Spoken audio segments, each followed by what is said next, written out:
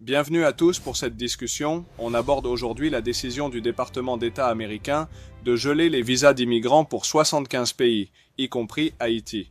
C'est un sujet complexe, en effet. C'est impressionnant. Exactement.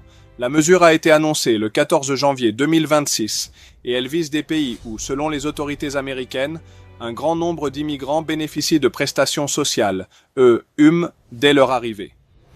Hmm. Oui, et on voit que des pays comme la Somalie, l'Iran ou encore l'Érythrée sont concernés, n'est-ce pas? Absolument.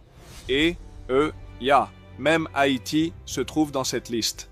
L'idée est que les États-Unis veulent éviter que de nouveaux immigrants ne deviennent une charge trop lourde pour leurs ressources publiques, ce qui soulève des questions sur les politiques d'intégration et la solidarité internationale.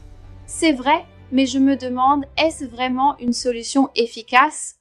Ne penses-tu pas qu'en bloquant l'entrée de personnes potentiellement vulnérables, on risque d'aggraver certaines situations humanitaires? Right. Eh bien, c'est comme si on essayait de résoudre un problème en évitant la source. La logique américaine ici repose sur des calculs de coûts pour les aides sociales. Mais, ce n'est pas sans remettre en question certains principes de l'immigration responsable et du respect des droits humains. Exactement, et ça donne matière à débat sur la protection des plus démunis versus la gestion des ressources nationales. En effet, il faut aussi noter qu'il y a des mesures complémentaires. Par exemple, il y a eu des suspensions temporaires pour les demandes provenant d'Afghanistan après un incident survenu à Washington en novembre 2025. Un peu comme, une série de décisions qui se croisent pour renforcer la sécurité frontalière.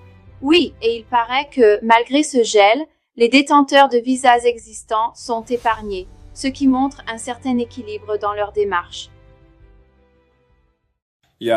C'est exact. Ils ne veulent pas pénaliser ceux qui sont déjà en situation, mais surtout contrôler l'arrivée de nouveaux immigrants qui pourraient, selon eux, bénéficier trop rapidement des aides publiques, ce qui, remet en cause la viabilité du système.